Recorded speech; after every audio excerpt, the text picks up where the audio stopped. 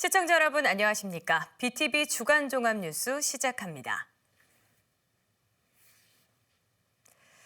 이재명 대통령은 앞서 자신의 지역구였던 인천에 다양한 공약을 약속했는데요.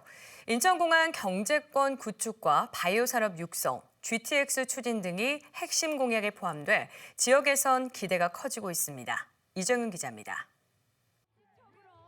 제21대 대통령으로 선출된 이재명 당선인. 선거운동 기간 인천을 찾았을 때 인천만의 발전 전략을 약속하며 이렇게 말했습니다. 인천은 앞으로도 지속적으로 성장 발전할 것이고 제가 명색이 인천 출신의 최초의 대통령이 될지도 모르는데 팔이 안으로 굽는다고 제가 사는 동네를 제가 더 잘 챙기지 않겠습니까, 여러분? 인천 발전과 현안 해결을 위해 다양한 공약을 내놨던 이재명 대통령. 제1공약으로 약속한 건 공항 경제권 구축입니다.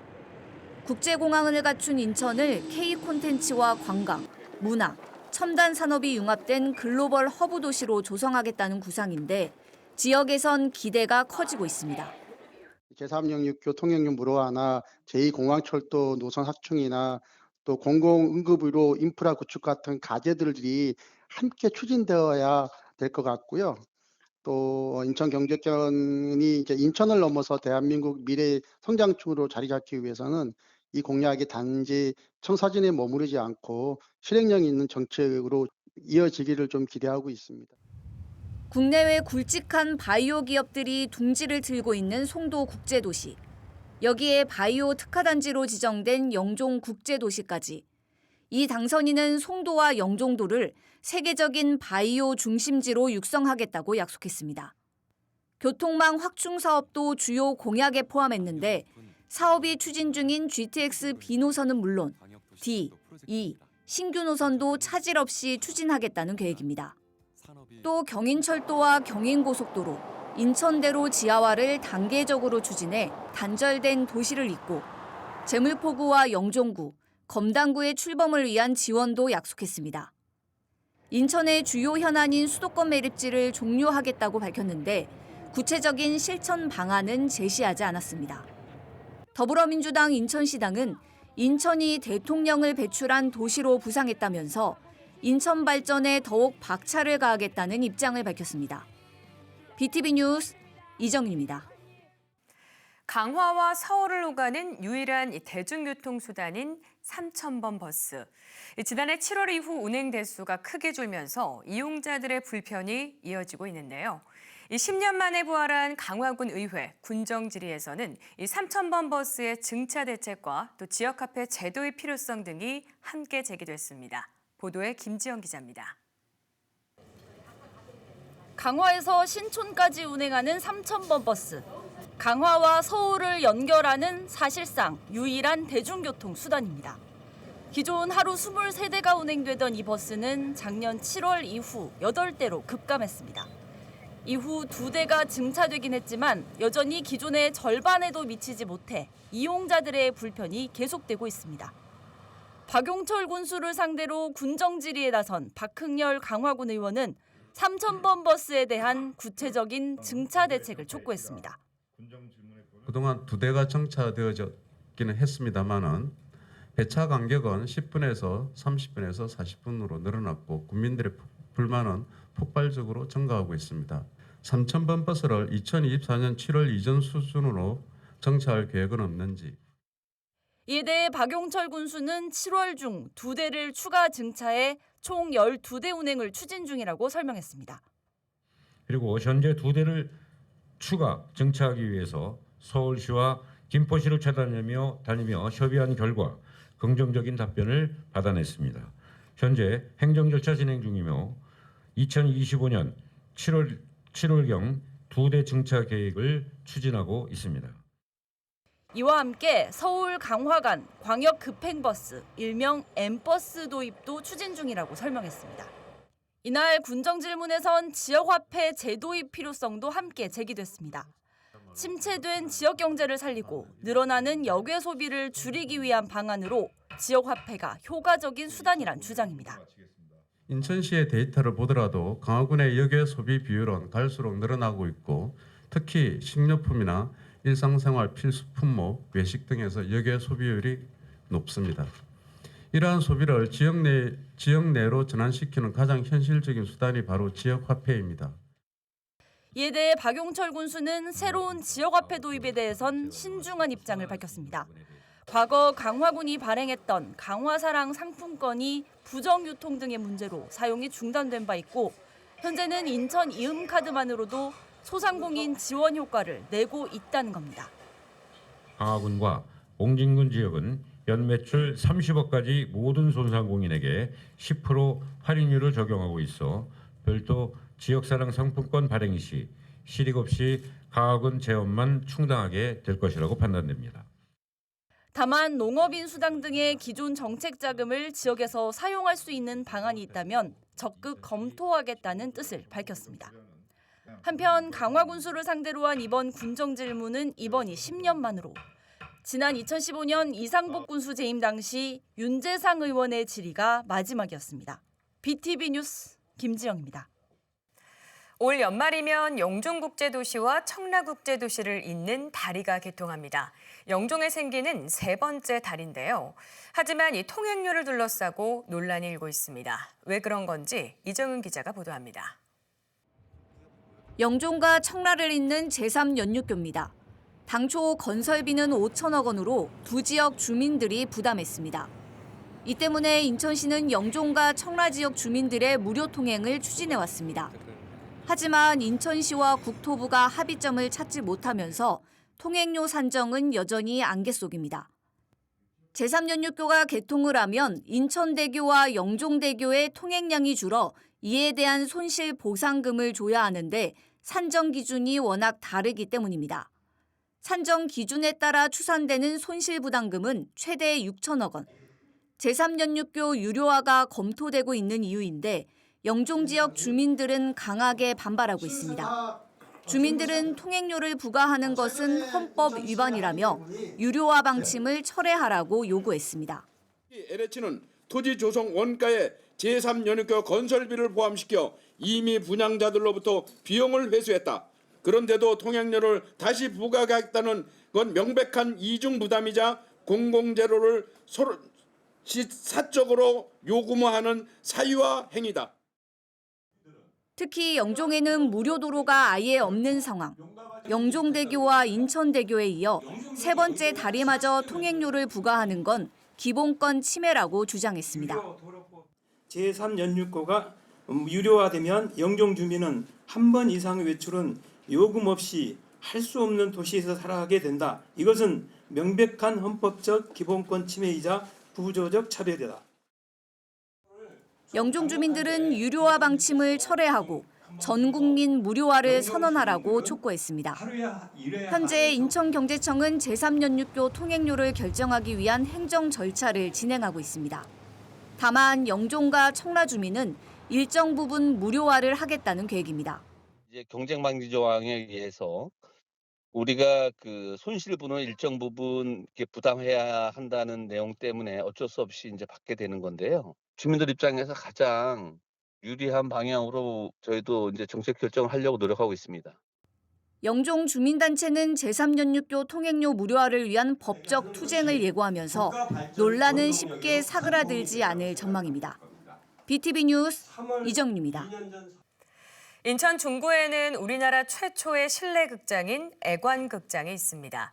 대형 영화관과 OTT의 확산 속에서도 지역 주민들의 사랑을 받으며 전통을 이어가고 있는데요.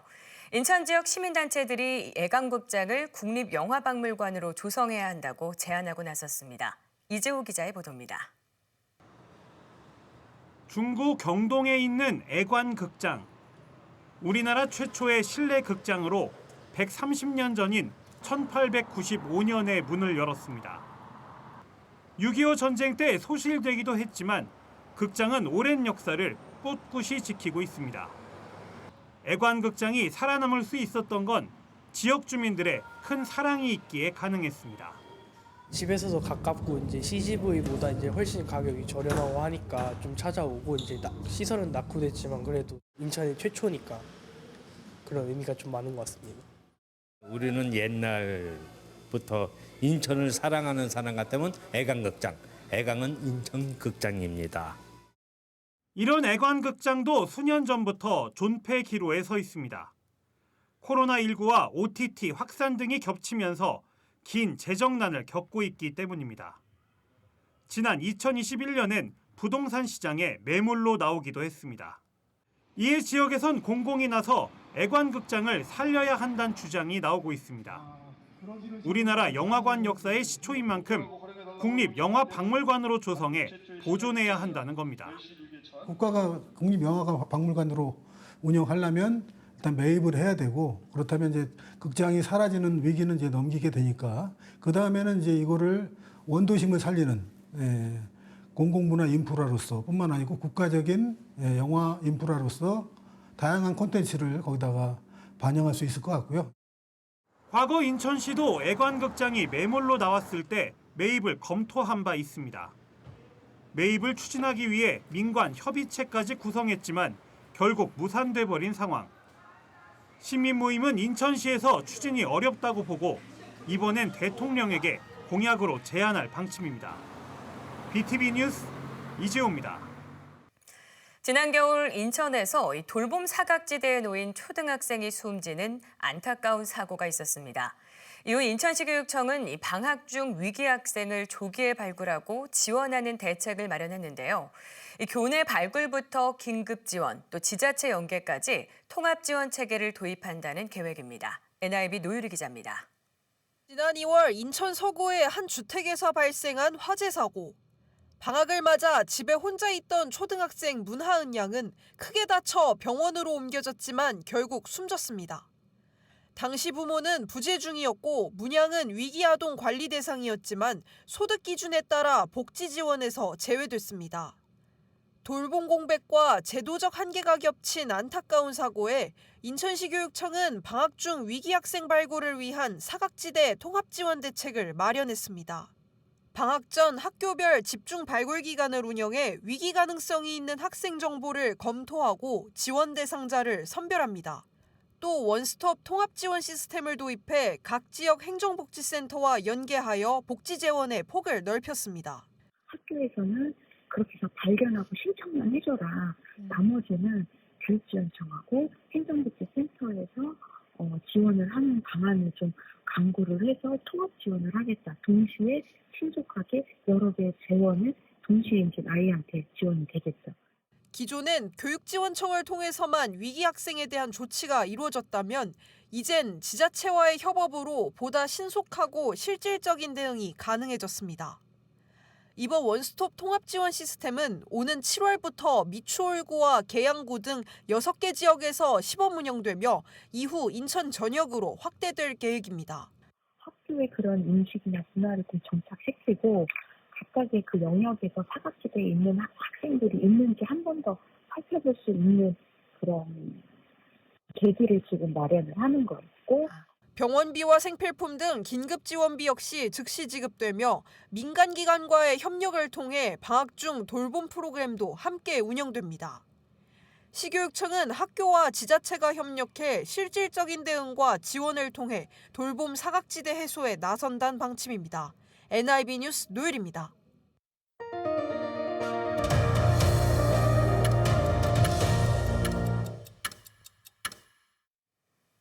강화군에서는 이 쌀을 비롯해 고구마와 포도, 인삼 등 다양한 지역 특산물이 생산되고 있죠.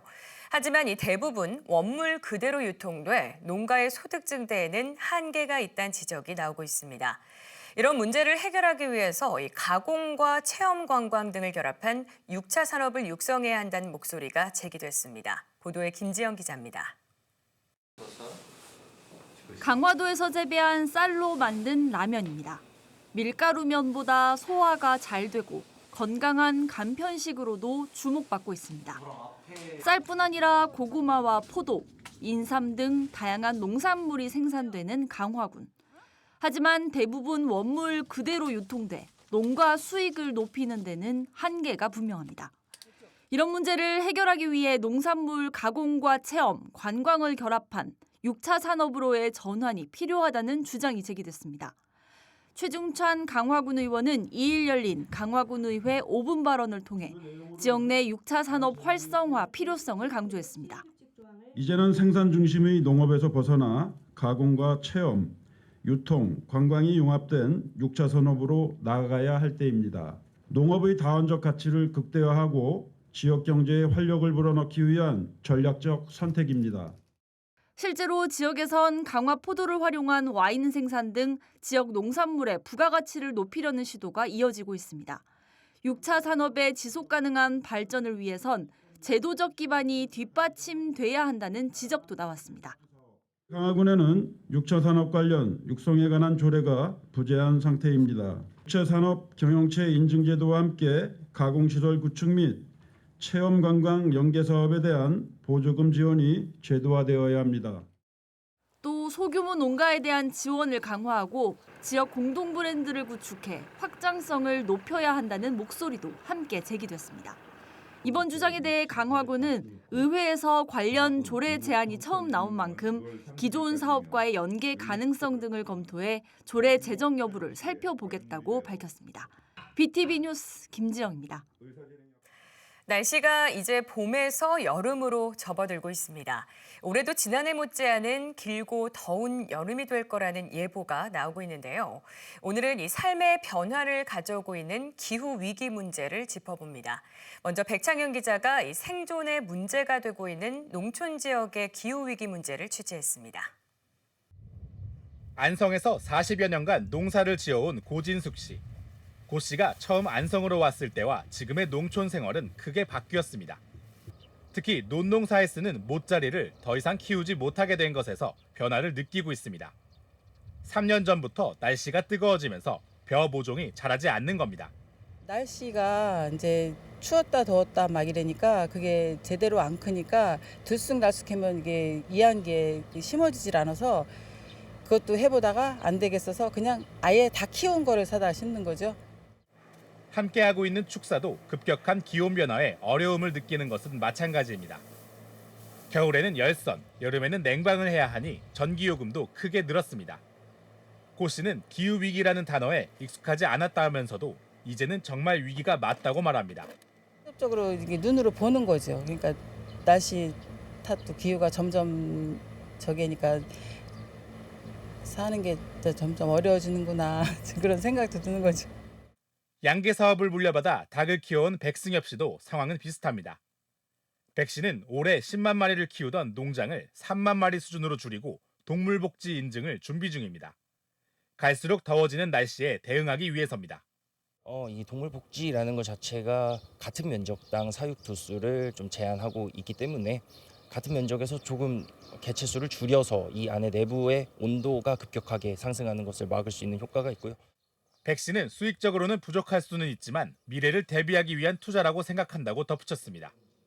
갈수록 치솟는 평균 온도가 농민들의 삶을 바꾸고 있습니다. 안성시 농업기술센터에 따르면 안성시 관내의 모내기 시기가 갈수록 빨라지면서 지난해는 평균 한 달가량 일찍 진행됐습니다. 모를 심는 시기가 당겨지면서 쌀의 등습기에 영향을 줬고 결국 지난해 안성에서 자란 쌀들의 등급이 크게 떨어졌습니다. 평년 같으면은 특등과 1등급 출현 비율이 한 80% 이상 정도는 안성이 나왔는데 작년 같은 경우에는 둘이 합쳐서 한 30% 정도밖에 나오지 않는 아주 안 좋았던 한 해였다고 생각됩니다. 기후 문제가 쌀 생산에도 영향을 주면서 시는 올해 모내기 시기를 인위적으로 늦추기 위해 노력하고 있습니다. 또 농민들이 기후 위기에 공감할 수 있도록 교육 프로그램도 진행 중입니다. 이제는 농업 전체에 영향을 끼치고 있는 기후 위기. 기후 변화를 피부로 느끼고 있는 농민들은 이제 위기가 왔다는 것을 공감하고 있습니다. BTV 뉴스 백찬혜입니다. 이맘때 이 장미꽃을 주제로 축제를 여는 곳이 많죠. 가장 오래된 곳은 역시 과천 서울대 공원입니다. 올해는 6월 8일까지 꽃축제가 이어진다고 하는데요. 장미뿐 아니라 모란과 작약도 함께 어우러져 볼거리를 제공하고 있습니다. 권예솔 기자가 소개합니다. 형형색색의 장미꽃이 정원을 가득 채웠습니다. 이름도 빛깔도 다른 수만 송이 장미가 장관을 이룹니다. 사람들의 발길은 느려지고 얼굴엔 미소가 차오릅니다. 살랑이는 바람을 타고 모란과 작약의 향기가 은은하게 퍼집니다. 손바닥만한 크기의 풍성한 꽃송이가 사람들의 시선을 빼앗습니다. 꽃을 마주한 이들은 순간의 아름다움을 놓칠세라 카메라를 들어 추억을 남깁니다. 너무 아름다워요. 예, 장미 축제 한다 그래서 왔는데 잘 온 것 같아요. 꽃이 색색이 있어가지고 정말 좋아요. 31일부터 6월 8일까지 서울 대공원에서 장미축제가 열립니다. 축제가 열리는 장미공원 일대엔 179품종 4만 그루의 장미와 모란, 작약 등이 관람객을 기다리고 있습니다. 꽃을 주제로 한 다양한 체험 행사도 열립니다. 장미원과 근처 식물원 일대에서 목공 프로그램 등이 운영될 예정입니다. 봄의 끝자락이자 여름의 시작을 알리는 장미는 곧 절정에 이를 것으로 기대됩니다. BTV 뉴스 권예솔입니다. 예술은 우리의 삶을 투영해 그 안에 녹아내면서 감동을 줍니다. 소박하지만 정겨운 우리네 삶을 담은 기획 전시가 열리고 있는데요. 보통 사람들의 삶을 작품 안에 담아낸 전시회를 구혜 기자가 소개합니다. 입을 호호 불며 젓가락을 집은 여자 앞에 먹음직스러운 두루치기가 보글거립니다. 작은 식당을 운영하는 상인들과 이곳을 찾는 손님의 일상을 담은 한윤정 작가의 빨간 벽돌집 1층 식당입니다. 한 작가는 서구 성남동의 대표 시장인 거북시장을 주제로 작품을 그렸습니다. 거북시장의 부흥기였던 시절 그 모습의 일부를 작품 속에 담았습니다. 호남 매체를 활용한 작품으로 입체적인 간판을 통해 일상을 이야기합니다. 주름진 얼굴에 다양한 표정을 짓는 사람들이 조각조각 모여 있습니다. 작가가 만난 사람들이 저마다의 사연을 안고 한 작품 안에 담겼습니다. 지난해 문을 연 문화공간 터틀에서 마을 사람들을 주제로 한 기억의 기록전이 열렸습니다. 이번 전시에 참여한 임동현 작가는 지난 2017년 성남동에 터를 잡고 주민들과 교류하며 작품 활동을 이어나갔습니다. 임 작가는 작품에서 평범한 이웃들의 이야기를 버려진 목재와 소품을 활용해 표현했습니다.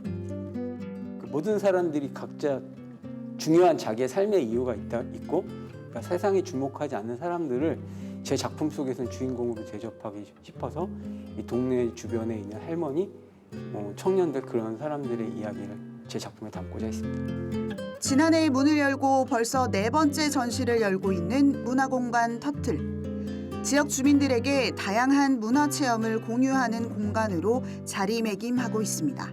그래서 앞으로는 이 문화공간 터틀이 이 지역의 정말 문화공간으로서 또 이 문화를 어떻게 보면 같이 주민들과 만들어가는 공유의 공간으로 지속해서 나아가려고 합니다.